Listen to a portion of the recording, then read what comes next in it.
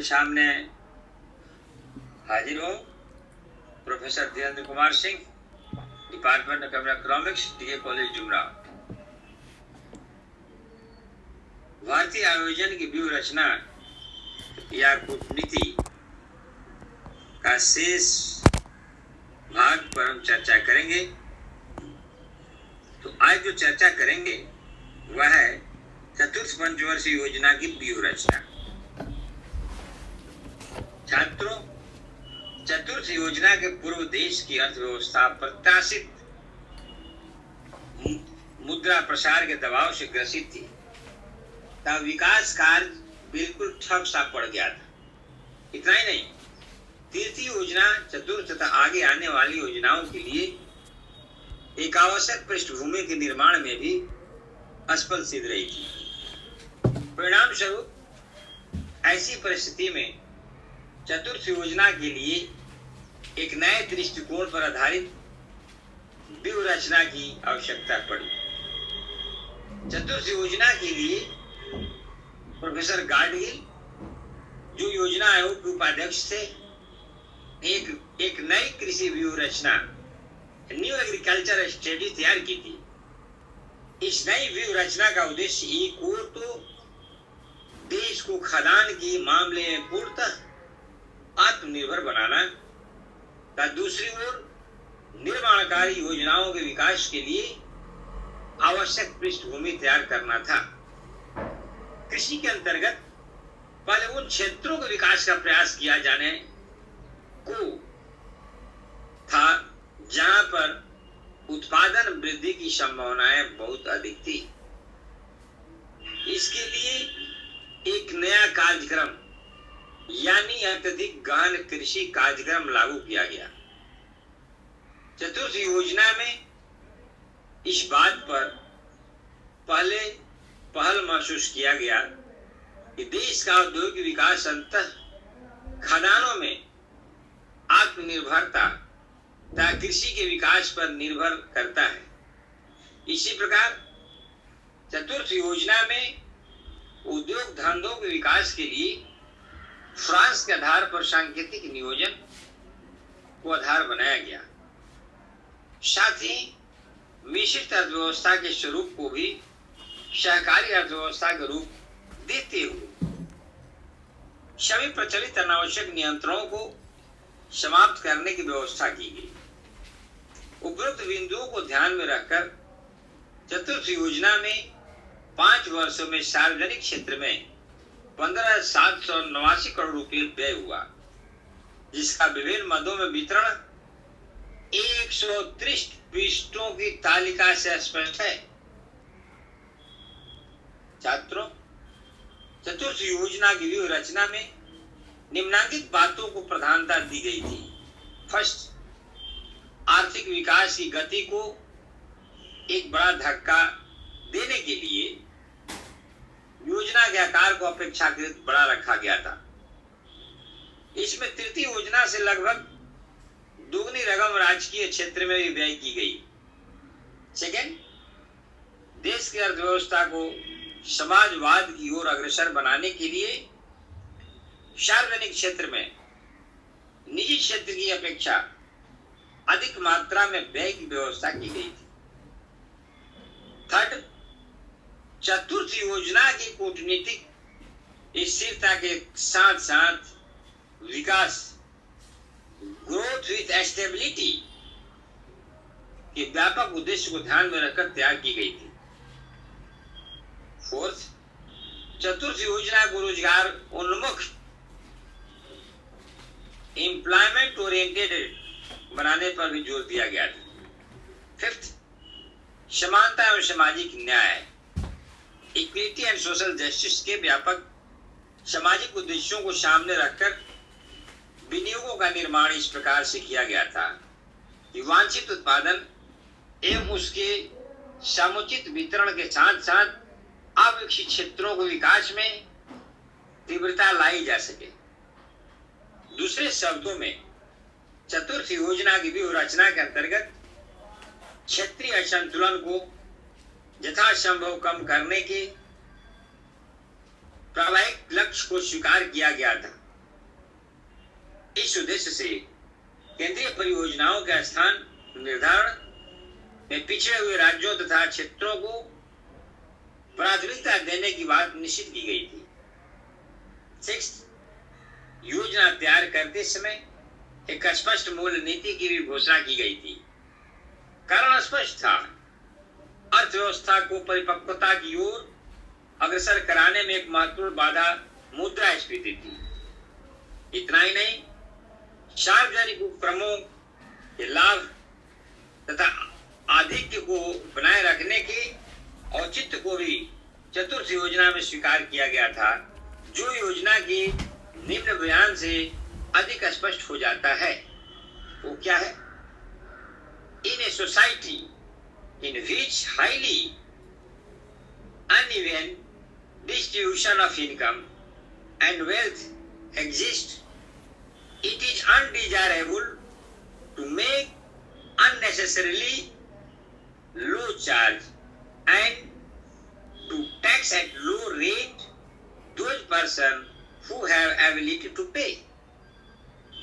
इतना ही नहीं, चतुर्थ योजना में पहल नीचे से नियोजन के आधार पर भी स्वीकार किया गया था।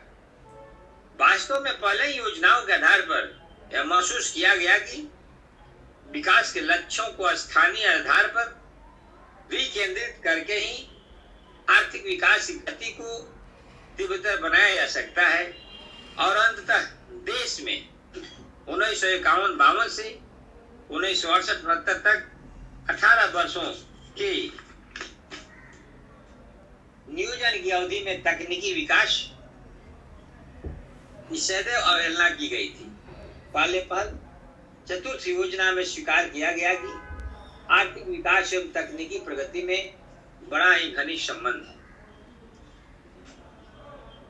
चतुर्थ योजना की भी रचना की आलोचनात्मक समीक्षा भी थोड़ा हम लोग कर लें। इस प्रकार चतुर्थ पंचवर्षीय योजना को पहल वास्तविकता के समीप लाने का प्रयास किया गया, किंतु इन सब प्रयत्नों एवं प्रयासों के बावजूद चतुर्थ योजना को वास्तविक रूप नहीं दिया जा सका। आलोचकों ने इस योजना के कई आधार पर आलोचनाएं की, जिसमें योजना का बड़ा आकार, विकास की निम्न दर, दीर्घकालीन विकास का मॉडल, रोजगार की अनिश्चितता की स्थिति, अस्पष्ट मूल्य नीति, अपर्याप्त वित्तीय साधन तथा विदेशी सहायता का परित्याग आदि उल्लेखनीय। छात्रों, इस प्रकार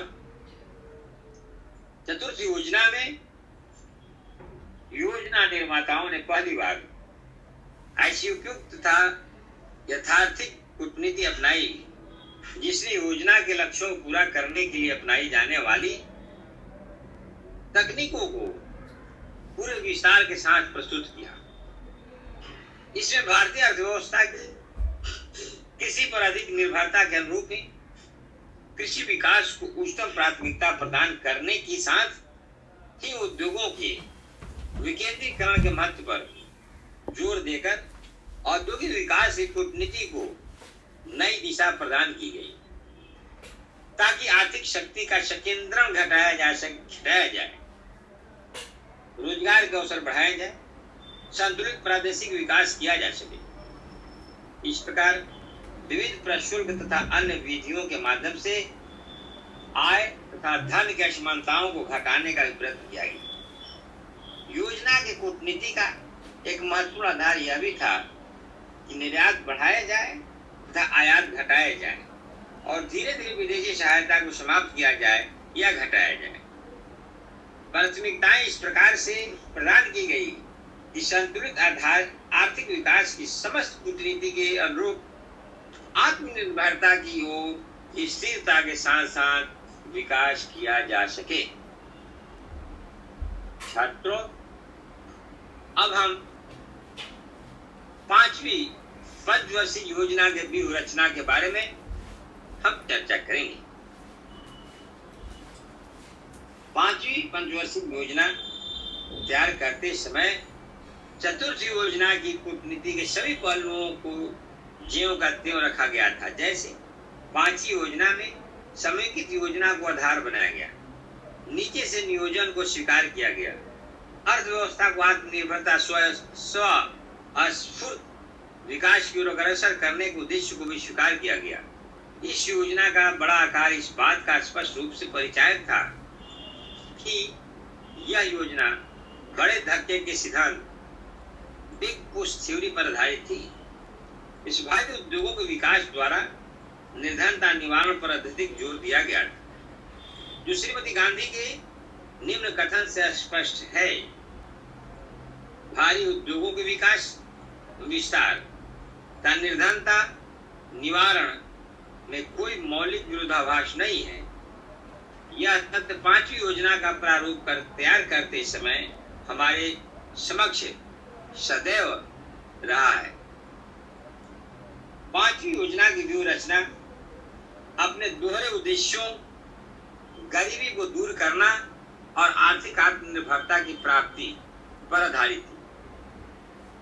उसी के अनुरूप योजना में सार्वजनिक क्षेत्र में 39,202 करोड़ रुपए परिव्यय रखा गया था, परंतु योजना के 5 वर्ष में वास्तविक व्यय 39,426 करोड़ रुपया हुआ। पांचवी योजना के विकास संबंधी उद्देश्यों के निम्नांकित आधारभूत सिद्धांत थे। पहला, परियोजना को शीघ्रता से पूरा करना। दूसरा, पहले से निर्मित क्षमताओं और संभावनाओं को पूरा प्रयोग करना। तीसरा, मुख्य क्षेत्र में आवश्यक न्यूनतम लक्ष्यों को प्राप्ति करना। और चौथा, समाज के आर्थिक तौर से कमजोर वर्गों के लिए विकास के कुछ न्यूनतम स्तरों को प्राप्त करना। इन उद्देश्यों की प्राप्ति के लिए सबसे उच्च प्राथमिकता उद्योग एवं खनिज को दी गई थी और इसके बाद क्रमशः कृषि और सिंचाई, विद्युत, परिवहन और संचार तथा सामाजिक सेवाओं को दी गई थी। छात्रों, अन्य बातों के अतिरिक्त पांचवी योजना की कूटनीति में निम्नांकित प्रधानता दी गई थी। इसके अलावा फर्स्ट, यह कुछ घरेलू उत्पादन का 4.37% समस्त वृद्धि दर अपेक्षित करती थी। इसके लिए निवेश का ऊंचा स्तर, दूसरा दक्षता के ऊंचे स्तर, तीसरा बचत के ऊंचे स्तर और आयों की असमानताओं में कमी तथा समाज में अधिक वृद्धि, वर्गों से बचतें प्राप्त करके उपभोग स्तर में कटौती को आवश्यक माना गया था। दूसरा, उत्पादकीय रोजगार में प्रसार। तीसरा, न्यूनतम आवश्यकताओं का राष्ट्रीय कार्यक्रम। चौथा, जन उपभोग की वस्तुओं को उत्पादित करने वाले कृषि तथा मुख्य और आधारभूत उद्योगों पर विशेष जोर। पांचवा, उचित कीमतों पर गरीबों को आवश्यक उपभोक्ता वस्तुएं देने के लिए सार्वजनिक एकत्रण और वितरण प्रणाली। सामाजिक कल्याण का विस्तृत कार्यक्रम। सातवां, निर्यात प्रोत्साहन और आयात प्रतिस्थापन के शक्तिशाली कार्यक्रम। आठवां, अनावश्यक उपभोग पर जोरदार रोक। नौवां, कीमतों, मजदूरियों तथा आयों का साम्य संतुलन।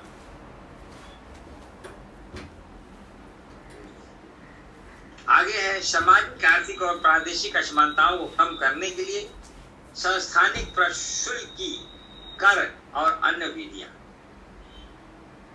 छात्रों, कई क्षेत्रों में योजना में विशिष्ट कूटनीति अपनाने पर जोर दिया गया था। उदाहरण, पांचवी योजना में कृषि उत्पादन की कूटनीति, चतुर्थ योजना में अनाज की अधिक उपज देने वाली किस्मों और विविध फसलों के कार्यक्रम पर आधारित त्रुटियों को ठीक करने का यत्न करना, छोटे और सीमांत किसानों की कृषि में लगे रहने की प्रवृत्ति को परिवर्तित करने पर बल देने पर, शुष्क खेती तकनीक को बड़े पैमाने पर लागू करने पर जोर देना तथा छोटे और सीमांत किसानों की योजनाओं को संगठित और विस्तारित करना। सिंचाई के क्षेत्र में पूर्व की योजनाओं में प्रारंभ योजनाओं का पूरा करने का प्रयत्न करना। चतुर्थ योजना में विद्युत उत्पादन के क्षेत्र में अत्यंत कमी रही, इसलिए पांचवी योजना में एक नई कूटनीति शामिल की गई। यह बिजली की पूर्ति के स्थिरीकरण करने, तीव्र गति के साथ बिजली उत्पन्न करने के कार्यक्रम को कार्यान्वित करने, इस्पात, उर्वरक, कोयला आदि उद्योगों को बिजली आपूर्ति नियमित बनाने तथा सामाजिक उद्देश्यों के अनुरूप विद्युत कार्यक्रम को अनुपस्थापित करने तथा विज्ञान और औद्योगिक विकास के समरूप छठी योजना के पहले से ही पर्याप्त कार्य करने पर आधारित थी। औद्योगिक क्षेत्र में कूटनीति यह थी कि सूती वस्त्र, दवाइयां, कागज और सीमेंट के उत्पादन में लगी सार्वजनिक इकाइयों के साथ साथ जन उपभोग के लिए उत्पादित कर रही सहकारिताएं और कृषि पर आधारित उद्योगों को प्रोत्साहित और प्रसारित करना। जन उपभोग की वस्तुओं के क्षेत्र में अन्य उद्योगपति तभी शामिल हो सकते थे यदि घटी हुई कीमतों में पर्याप्त पैमाने की बचतें, औद्योगिकीय सुधार, बड़ी निवेश आवश्यकताएं, पर्याप्त निर्यात संभाव्यताएं आदि जैसे विशेष तत्व पाए जाए। मुख्य आधारभूत उद्योगों में बड़े घराने और विदेशी कंपनियों सभी सम्मिलित होने के लिए भागीदार हो सकते थे। यदि वे पहले ही सार्वजनिक या छोटे उद्योग क्षेत्र के लिए सुरक्षित नहीं किए गए, वे निर्यात उद्योगों में भी प्रवेश कर सकते थे। तभी तकनीकी आयात समझौते ऐसे हों जिनमें भारतीय उपस्कर, डिजाइनर तथा इंजीनियरिंग और अन्य परामर्श सेवाएं का पूरा उपभोग किया जाए। छात्रों, निर्धनता और असमानताओं को दूर करने के लिए 5वीं योजना में ग्रामीण और छोटे उद्योगों पर महत्वपूर्ण जोर दिया गया था। इन कार्यक्रमों की विस्तृत कूटनीति निम्न प्रकार से थी। फर्स्ट, उद्यमिता को विकसित और प्रोत्साहित किया जा सके और रोजगार के विशेषकर स्वरोजगार के अधिकतम अवसर उत्पन्न किए जाए। दूसरा, वर्तमान दक्षताओं और उपस्करों के अधिकतम प्रयोग को पूर्ण रूपेण संभव बनाया जाए। थर्ड, उत्पादन तकनीकों को सुधारा जाए और उनको कार्य करने के योग्य बनाया जाए। फोर्थ, चुने हुए विकास क्षेत्रों में अर्ध शहरी और ग्रामीण क्षेत्रों जिनमें पिछड़े हुए क्षेत्र भी शामिल हो, छोटे उद्योगों को प्रारंभ किया जा सके। छात्रों, अभी हम लोग भारतीय आयोजन की व्यूह रचना का 5वीं पंचवर्षीय योजना तक की जो स्ट्रेटजी थे उसको हमने समाप्त किया और आगे क्लास में इसके बाद जो है 6वीं पंचवर्षीय व्यूह रचना की परिचर्चा इसके बाद की क्लास में हम करेंगे। धन्यवाद।